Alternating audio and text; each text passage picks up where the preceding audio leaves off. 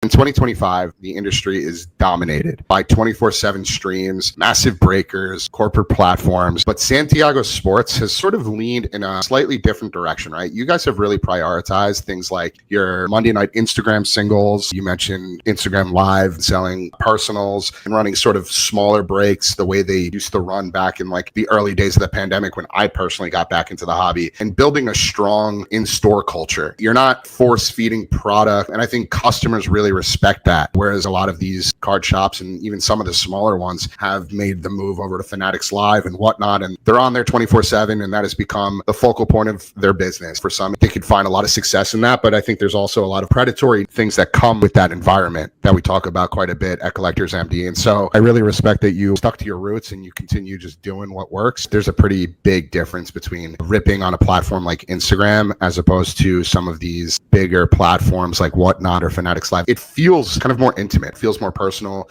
feels like you're engaging with the shop, a name, a community that you've chosen to follow. The pace is a little bit slower, the interactions are a little bit more direct, and it's not built to sort of push you into buying more and more in the moment, right? Whereas on Whatnot, the experience is engineered to be nonstop. You got the timers, the flashing graphics, the relentless streams, the wheel spins. It just creates like this casino-like environment that preys on impulse, and it's less about community and just more about volume. I respect what you guys do and your approach. I think it's still fun, it's interactive, but it's not predatory. And it gives collectors the space to engage without being manipulated by the algorithms or hype mechanics. Paul, from our weekly meetings and group text, he asked, what is Santiago Sports doing to support non-compulsive collecting within the shop? And so what does not force-feeding product look like in practice? And why do you feel that's important for customer trust? People come in and want to ask, what is the best product, or what should I be ripping? What's a good entry level product to rip? What's the difference between retail and hobby? I mean, you got to be able to see where people are at within their budget and figure out something that makes sense. I mean, I definitely push people to rip things that I would rip. So why would I tell someone to rip something that I don't care about